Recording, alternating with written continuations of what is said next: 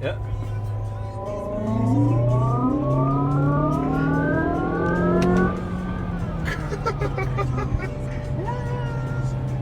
Alien Sound.